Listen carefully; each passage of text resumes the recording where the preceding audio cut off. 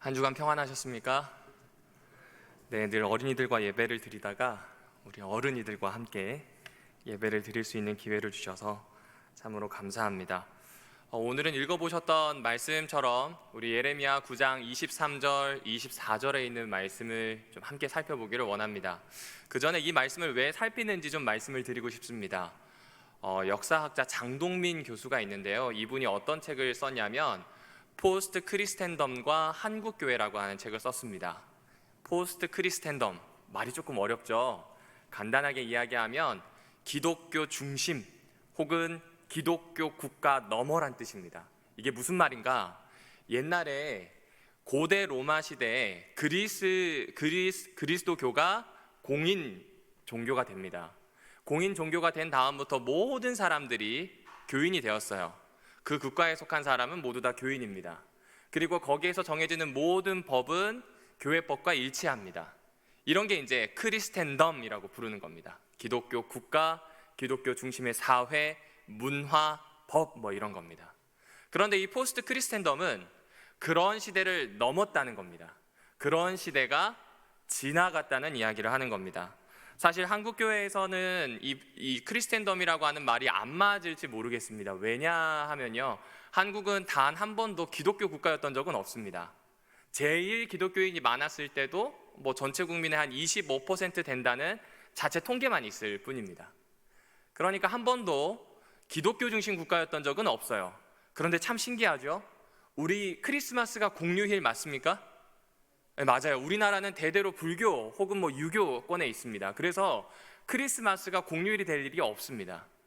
하지만 이 우리나라 제일 처음, 정부가 처음 들어설 무렵 웬만하면 요직에 이 미국과 연결되어 있는, 그리고 기독교 신앙을 하는 장관들이 많았습니다. 장관 중에 목사도 있고 그랬었거든요. 그러다 보니 자연스럽게 크리스마스도 공휴일로 지정되게 되었다고 합니다. 그리고 그 이후로 기독교가 하는 모든 일에 대해서는 웬만하면 호의적이었어요. 너무나 어려운 때였고 그 어려운 때를 잘 견딜 수 있도록 돕는 조직이 어디였냐면 교회였습니다. 그러니까 우리는 좀 착각을 할 수 있는 상황이었던 거죠. 전체가 기독교 국가는 아니지만 기독교에 굉장히 우호적인 때를 보냈습니다. 그때가 언제까지냐면 1990년, 딱 그 정도까지입니다. 1990년 이후부터서는 점점 포스트 크리스텐덤, 기독교 국가의 모습이 아닌 조금은 배척당하는, 소외되는, 사회에 어울릴 수 없는 기독교의 모습을 가지게 됩니다. 그리고 그것이 이 수면 위로 드러난 사건이 뭐냐면 지금 우리가 보내고 있는 팬데믹, 전염병 대유행 시기입니다.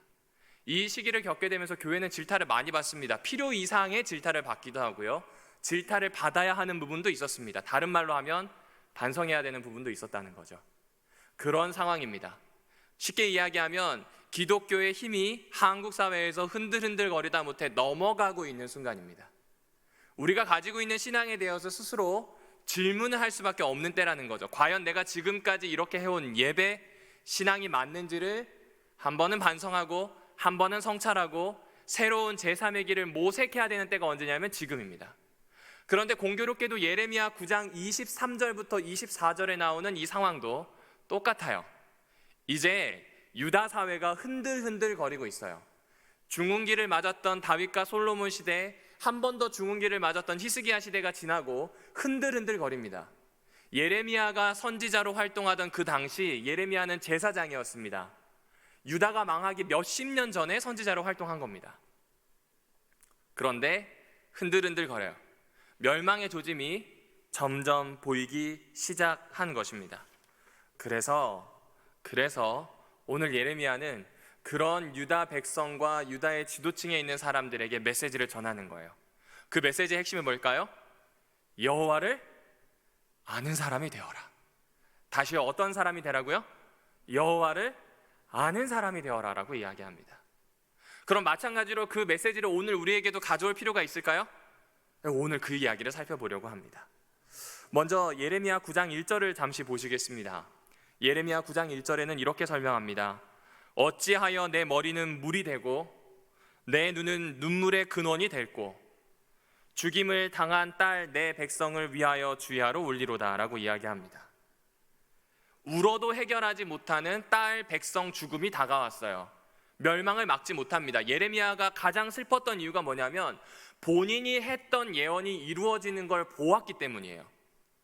예언자가 했던 이 예언, 예루살렘이 멸망하겠다고 하는 이 예언을 직접 봤습니다. 일어나지 않았으면 좋겠는데 말이죠. 그래서 그는 이 죽임당한 내 딸 백성이라고 표현하는 하나님의 마음과 공감합니다. 내 머리가 다 물이 되었어요. 눈물로 가득 차서 내 머리에는 물밖에 없습니다. 나의 눈에서는 마치 눈물에 샘이 된 것처럼 자꾸 슬픔이 나요.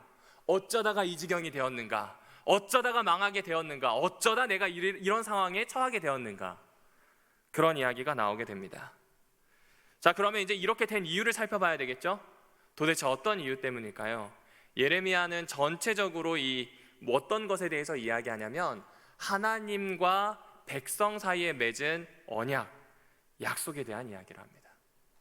하나님과 백성 사이에 맺은 언약의 핵심이 무엇인가요? 신약에서는 하나님을 사랑하는 거예요. 하나님을 사랑하고 하나님과의 관계를 지속하는 겁니다.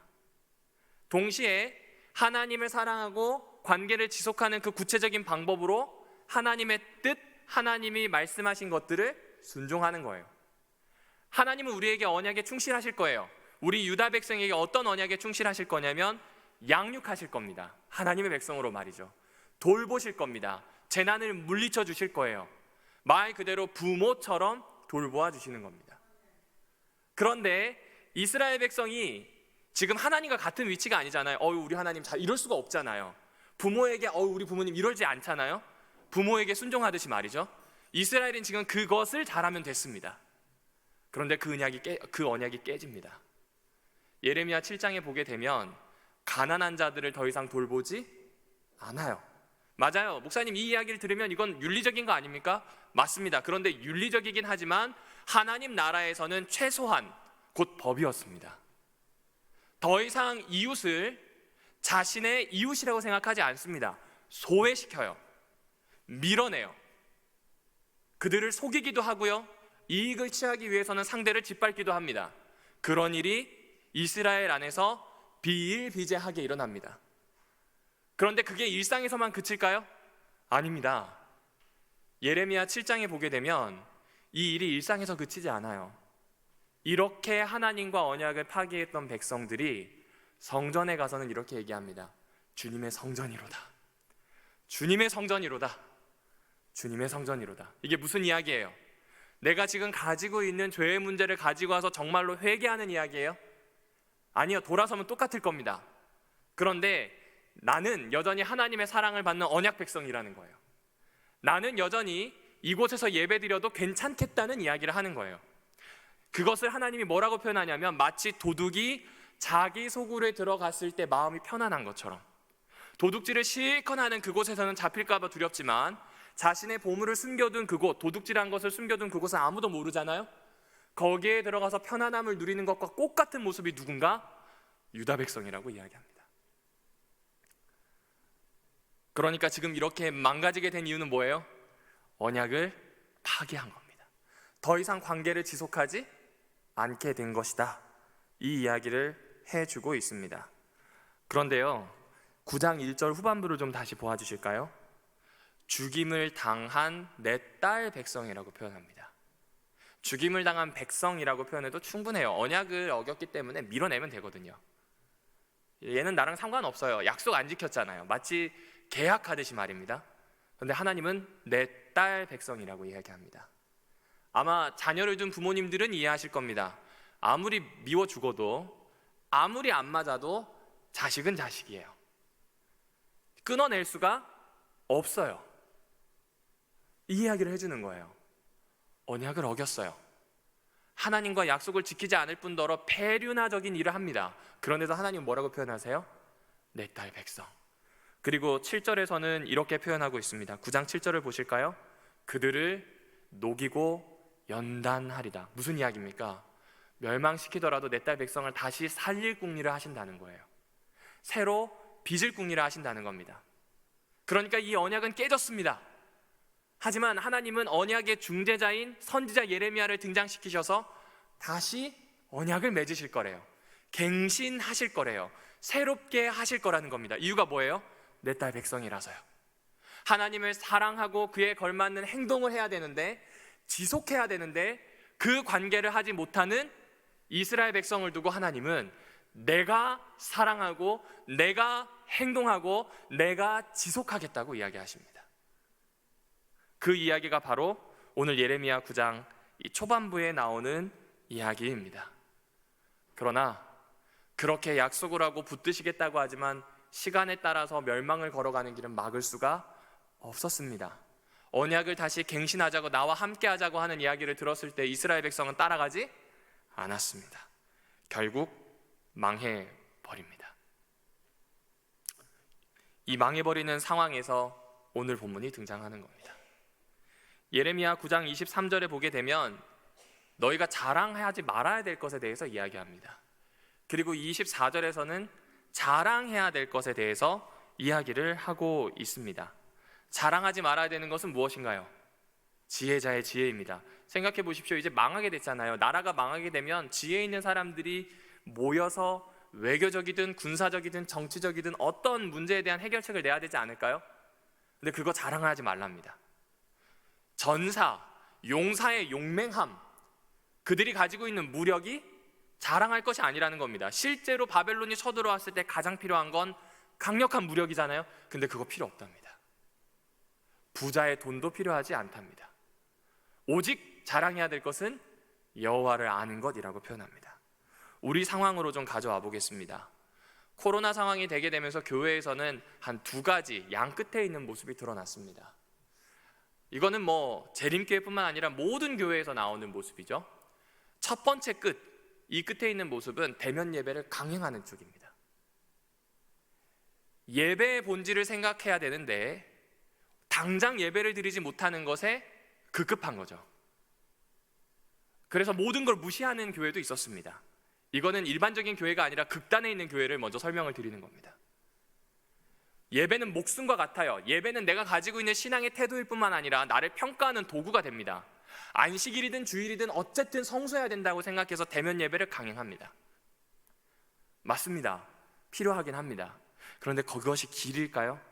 이들은 그렇게 전통을 고수하는 것, 이들은 이렇게 해서 예배를 강행하는 것이 우리의 자랑이자 우리의 정체성이자 세상을 향해서 하나님을 선전하는 것이라고 생각합니다.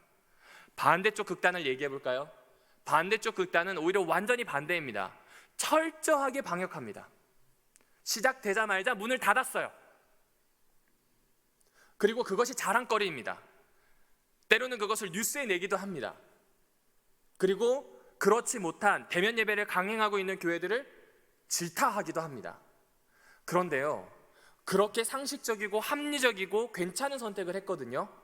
그들의 자랑거리란 말이죠. 그런데 하나는 놓쳤어요.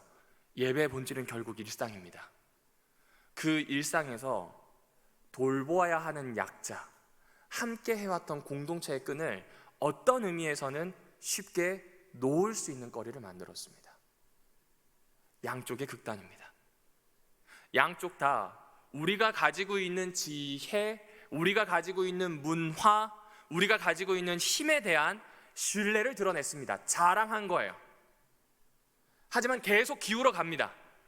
마치 이스라엘이 기울어 가듯 한국교회의 교세는 갈수록 기울어 가고 있습니다. 그런 상황에서 이거는 도움이 되지 않습니다. 이런 걸 자랑할 필요가 없습니다. 24절에 나오는 것처럼 무엇을 자랑해야 될까요? 여호와 하나님을 알아가는 겁니다. 여러분이 알고 계시는 것처럼 여호와 하나님을 안다는 건 지적인 유희가 아닙니다. 오히려 그것은 하나님과 깊이 연루되어 살아가는 관계에 대한 이야기입니다. 아까 말씀드렸던 것처럼 언약이라고 하는 것이 사랑에 걸맞는 행동, 그 행동을 지속하는 것이라고 표현드렸잖아요. 똑같습니다. 그런 이야기가 지금 여기에 등장하고 있는 겁니다. 따라서 오늘날 우리에게 가장 필요한 영성은, 절체절명의 시기에 가장 필요한 것은 하나님을 알아가는 겁니다. 하나님을 알아가기 위하여 숙고하고 재고하는 일이 필요합니다. 다시 생각하고 함께 해야 되는 것이죠. 얼마 전 한 기독교 신문에서 좀 인상적인 기사를 보게 되었습니다. 기사 제목이 이렇습니다. 코로나, 방목되는 교인들 자생력 높아져. 무슨 이야기일까요? 코로나가 되면서 교회를 가지 못하게 되니까 사람들이 가만히 앉아서 무엇하기 시작한 거예요? 성경을 읽기 시작한 거예요. 가만히 앉아서 기도하면서 지금까지의 삶의 모습을 돌아보기 시작하는 겁니다. 모든 것이 멈추었기 때문에 손해가 막심하지만 손해만 있는 것이 아니라는 거죠. 멈추었기 때문에 더 듣게 되고, 멈추었기 때문에 더 알아가길 원하고, 그것이 점점점 여호와 하나님을 깊이 알아가는 일들로 발전할 수 있는 가능성이 있다는 것이 그 기사의 핵심이었습니다. 어쩌면 우리가 가지고 있는 제3의 길이 그것 아닐까요? 뚜렷한 해법은 없습니다. 뚜렷하게 이 문제를 어떻게 타개할 수 있다는 강력한 리더십도 없습니다. 이 상황에서 해야 되는 것은 각자 도생을 하자는 이야기가 아니에요. 모두가 마음을 합하여 멈춘 이때에 여호와 하나님을 알아가야 한다는 겁니다. 우리 하나님은 어떻게 해야 된다고요? 알아가야 한다는 겁니다. 그런데 우리 하나님은 사랑의 하나님이세요. 그리고 우리 하나님은 공평하신 하나님이세요. 그리고 우리 하나님은 정직한 하나님이라고 성경은 이야기합니다. 우리는 사랑에 대해서는 너무나 익숙합니다. 공평과 정직도 사실 원어에 맞게 바꾸면 공의, 정의가 더 맞을 것이고요, 정직이라고 하는 그 말은 의라고 하는 게 더 맞을 겁니다.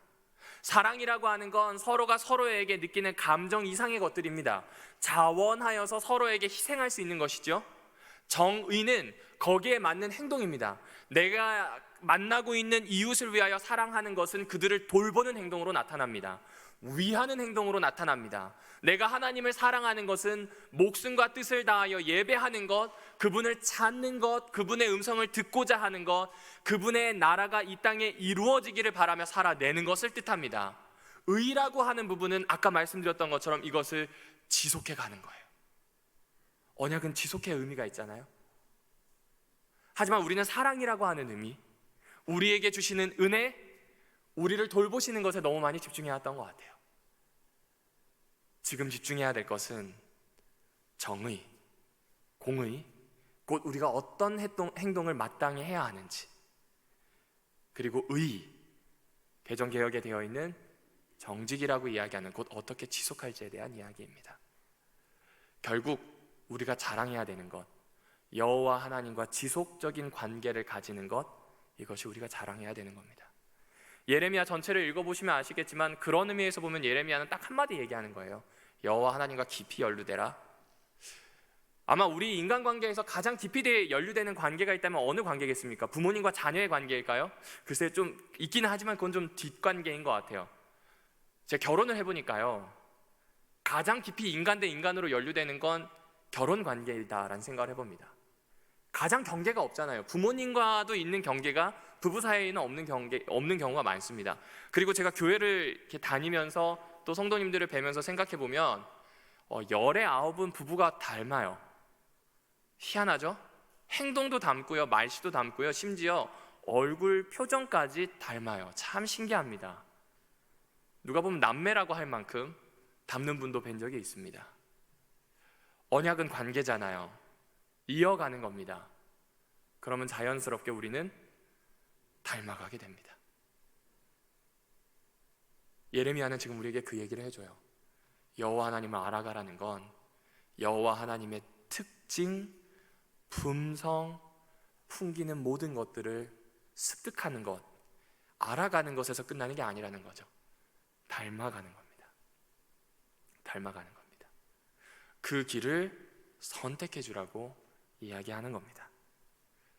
이걸 좀 더 구체적으로 이야기하는 게 신약의 바울입니다. 바울은 고린도서에서 이렇게 얘기합니다. 주 안에서 주의 것들을 자랑하라는 표현을 씁니다. 물론 예레미야와는 상황이 다르죠. 예레미야가 있을 때에는 멋진 지혜가 있었고 멋진 힘이 있었고요, 부도 있었지만 초기교회는 부도 용맹함도 아무것도 없습니다. 하지만 하나 자랑할 게 있었으니 주님이 계셨어요. 그래서 그 주님 안에서 자랑하라는 이야기를 합니다. 주님 안에서 자랑하는 삶이 무엇인지 궁금해하는 사람들에게 바울은 로마서 12장 1절과 2절을 소개합니다. 제가 공동 번역으로 읽어드리겠습니다. 그러므로 형제 여러분, 하나님의 자비가 이토록 크시니 나는 여러분에게 권고합니다. 여러분 자신을 하나님께서 기쁘게 받아주실 거룩한 산 제물로 바치십시오. 그것이 여러분이 드릴 진정한 예배입니다. 여러분은 이 세상을 본받지 말고 마음을 새롭게 하여 새 사람이 되십시오. 이리하여 무엇이 하나님의 뜻인지, 무엇이 선하고 무엇이 그분 마음에 들며 무엇이 완전한 것인지 분간하도록 하십시오라고 이야기를 합니다. 하나님을 알아가라는 겁니다. 그 하나님을 알아가라고 하는 것은 지금까지 이야기했던 로마서 1장부터 시작해서 11장까지 그렇게 이야기했었던 하나님의 모든 자비하심을 이제는 품고 이렇게 알아가며 살아가라고 이야기합니다. 그것은 나를 사한제사로 드리는 거예요. 여러분, 제사를 드릴 때 제물이 살아있으면 안 됩니다. 제물이 죽어야 되잖아요. 나를 제물로 드린다는 건 나를 죽여야 한다는 건데 나를 죽일 수가 없어요. 그러니 바울은 사한 제물이 되라고 이야기합니다. 이 말은 뭐냐면 살아서 제사를 드리라는 거예요. 중요한 건 예배의 예식이 아니라는 겁니다. 중요한 건 내가 침례를 받고 내가 예수 그리스도를 믿는 사람이라고 공언하는 게 아니라는 거예요. 삶의 태도란 이야기를 하는 겁니다. 여기에서 이야기하는 진정한 예배 혹은 개혁판에 나오고 있는 영적 예배는 본래 의미가 이치에 맞는 합당한 예배라고 한 뜻입니다. 원문을 그대로 직역해보면 이렇습니다. 예수를 믿는 신자들에게 지금까지 진술한 하나님의 자비하심을 여러분이 경험했기 때문에 여러분의 지적인 면에서나 영적인 면에서 전적으로 하나님께 드리는 것이 이치에 맞습니다. 결국 이건 무엇을 의미하는 건가요? 내가 자랑할 것을 찾는 것이 아니라 나의 온 존재를 다해서 여호와 하나님을 알아가는 것, 거기에 나를 던지라고 하는 겁니다. 그리고 구체적으로 2절에 두 가지로 소개합니다. 하나는 이 세상을 본받지 말아라. 다른 하나는 마음의 변화를 받아라. 이 세상을 본받는다, 그리고 마음의 변화를 받는다. 둘 다 어근이 같습니다. 이 세상을 본받지 말아라, 동화되지 말라는 겁니다. 마음의 변화를 받으라는 겁니다. 지금 이 세대와 동형, 같은 모양을 가지지 말고 변형, 모양을 바꾸라는 이야기를 하는 겁니다. 도대체 무엇을 바꾸라는 이야기일까요? 마음을 바꾸라는 이야기입니다. 그 마음은 도대체 무엇입니까? 우리가 가지고 있는 감정입니까? 우리가 가지고 있는 정서에 대한 이야기일까요? 아니요, 바울은 한마디로 얘기해요. 생각이라고 이야기합니다. 마인드라고 이야기합니다. 그렇습니다. 내가 정말 자랑해야 할 것을 찾는 마음을 옮겨가는, 생각을 옮겨가는 일이 필요합니다. 그렇습니다. 내가 정말 하나님을 찾기 위해서 내가 가지고 있는 이 생각, 지향점 자체를 바꾸어야 한다는 것을 이야기합니다. 어떻게 바꿔볼 수 있겠습니까? 여러분에게 오늘 마지막으로 소개하고자 하는 건 구체적이고 굉장히 사소한 한 가지입니다. 바로 성경을 읽는 태도입니다. 그게 제일 직접적입니다. 무엇이라고요? 성경을 읽는 태도입니다. 여호와 하나님을 알아가기 위한 것, 마음의 변화를 받기 위한 것, 우리가 진정한 예배로 드려야 할 것, 몰두해야 할 것은 성경을 읽는 것인데 그 태도를 바꾸는 겁니다. 맞습니다. 목사님 말씀 동의하는데 너무 힘듭니다. 제 코가 석자입니다. 성경을 펴자니 어렵습니다. 어떤 분들은 성경을 읽는 것 자체가 어려우실 수 있습니다. 내 상황이 가장 큰 방해 요소가 됩니다. 그러다 보니까 성경을 읽을 때 이렇게 읽을 때 있지 않나요? 마치 암호책을 대하듯이 말입니다. 탁 펼쳤는데 가라는 얘기가 나와요. 그럼 하라나 보다. 탁 펼쳤는데 하지 말라는 얘기가 나와요. 지금까지 기도했던 게 마치 그 응답인 것 같아요. 이건 극단적인 예입니다. 혹시 그렇게 암호북처럼 대하고 계시진 않습니까? 또 이런 경우는 있습니다. 그런 것까지는 아니지만 성경을 읽기는 읽어요. 근데 좀 미신적으로 읽어요. 오늘 안 읽으면 좀 불안할 것 같은, 오늘 읽어서 뭐라도 접촉이 안 되면 그냥 좀 떨어질 것 같은 그런 불안함과 두려움으로 읽기도 합니다. 거기에서 좀 벗어날 필요가 있습니다. 성경을 읽을 때 가장 중요한 태도, 첫 번째는 나는 오늘 여호와 하나님을 알아간다. 나는 여호와 하나님과 깊이 연루된다. 따라서 오늘 당장 적용할 걸 못 찾아도 괜찮아요. 오늘 내가 순종할 무엇을 찾지 않아도 괜찮다는 이야기입니다. 오늘 내가 성경을 읽어가면서 그것이 내 삶에 깊이 연루되는 데는 시간이 필요합니다. 하나님의 음성 자체가 이스라엘 민족에게 깊이 연루되기까지는 400년 이상의 다스림이 있었습니다. 그럼에도 불구하고 하나님을 알아가는 사람이 소수였다는 걸 기억해 주셔야 합니다. 너무 급하게 하려고 하지 마세요. 천천히 깊이 보아줄 필요가 있습니다. 그리고 멈추는 본문들이 나올 겁니다. 여러분 혹시 이런 본문을 보고 그냥 넘어가셨나요? 저는 사사기를 읽을 때 참 이해가 되지 않았던 것이, 레위인이 자신의 이 아내가 험한 일을 당하고 난 다음에 죽었거든요. 근데 그 시체를 토막을 내요.